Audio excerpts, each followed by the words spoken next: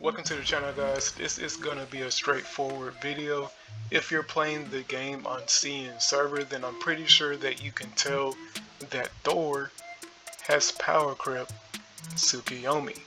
The question is, just how much more powerful is Thor in comparison, and does it even matter? I'm gonna answer those questions in this video, so let's get right into it. I've conducted 3 damage tests in total. I was going to do a 4th, but after the 3rd, I decided that it just wasn't needed. You will see why once we get there. So the first test that I did, this is a game mode called Dream Reconstruction. It's very similar to Pain Cage in PGR. It's easily repeatable, and we can see the time and damage results at the end of each fight, so it makes it really good to test teams out. First group of tests is very simple. We have one team, Tsukuyomi, Thor, and A rank Berthandi. Berthandi is only there to fill in space. She does not have her signature key, so the only buff that she's providing is boosting everyone's ultimate charge. I'm also not using her ultimate skill chain with Tsukuyomi because I want to keep things very simple, okay? It's easy, we clear the content, we observe the damage results. I've done multiple runs, of course, to make sure we get enough data. So let's take a look at these results. Alright, the first group of tests is with me controlling Thor and the AI controlling Tsukuyomi. As you can see, Thor's damage is just overwhelming. Tsukuyomi isn't even coming close. If you do the math, this is anywhere between a 40 to 60% damage difference. Moving on to the second group of tests, which is me controlling Tsukuyomi with AI controlling Thor. As you can see here, Thor is still providing the majority of the damage. The gap is definitely closer. It might have something to do with the AI, it might have something to do with my rotations, it could be a mix of both, but it's still obviously in Thor's favor. These numbers come out to be more of a 20 to 40% damage difference, roughly. Alright, so the third group of tests is based on time. How fast can they clear the same stage in a solo fight? I'll let the clips run because they're pretty fast, but I'll have timestamps, so feel free to skip if you want.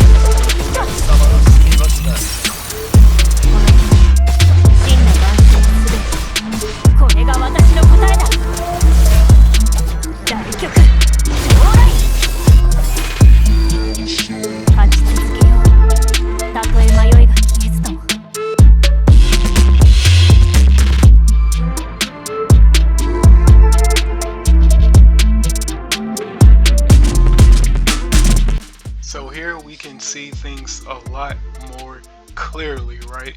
It's very basic. I try to keep things very simple and fair.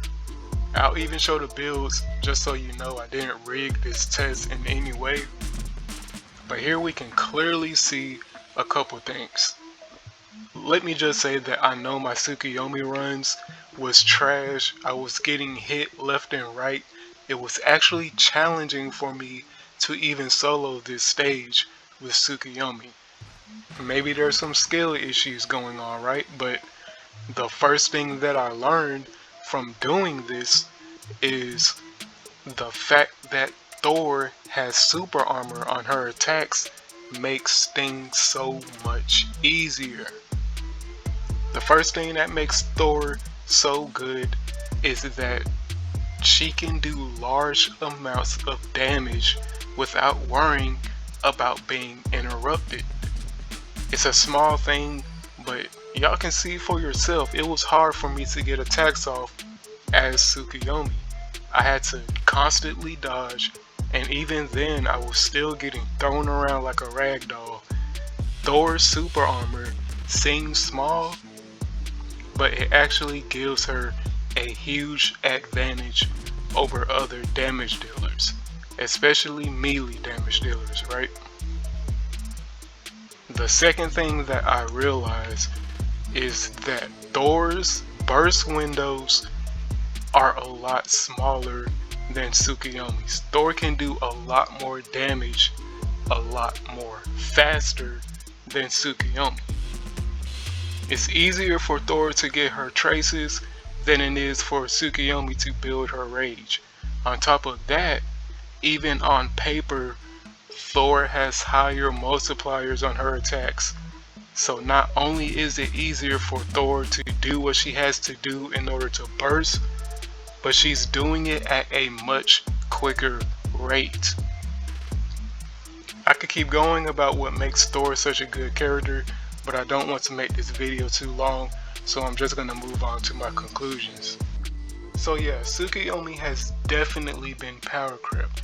You can clearly see with similar stats, similar builds, that Thor is out damaging Tsukuyomi anywhere from 20 to 60%.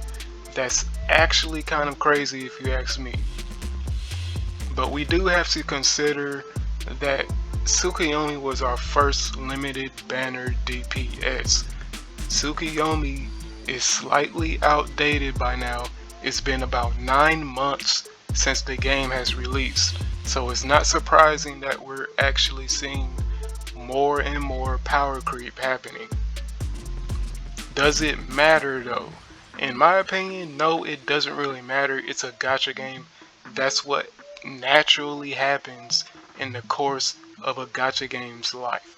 The developers want to make money, so they're going to give you a reason to spend money. Now, if new content comes out that Tsukuyomi is not capable of completing, then now we have a problem. If content comes out that only new and powerful characters can complete, that's when power creep becomes a bad thing. But so far, Tsukuyomi is more than enough to complete all the content that's in this game. She's still a strong character, so there's really no need to even pull for Thor. I'm glad I had Tsukuyomi built, because in the future I'm going to keep an eye on the content. I'll be sure to test Tsukuyomi in everything that comes in the future, and I'll be sure to let y'all know if power creep actually becomes a problem. Anyways, that's the end of the video. If you want to see more content like this, please leave a like. I'm going to be hard focusing on Aether content moving forward, because there's a lot that I have to say about this game, and I just want to keep the hype alive up until this game finally releases. This honestly is one of my favorite games right now, so keep an eye out for a Thor breakdown coming up next. And then we'll have a Buzenbo showcase coming soon that was requested by our subscribers. Shout out to y'all. I haven't forgotten about that, bruh.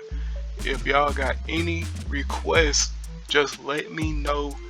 leave a comment on any of my videos. I read all my comments. I will respond if it's not something crazy or whatever. But with all that said, I hope y'all have a great day. It's your pixelated homie, and I will catch y'all in the next video.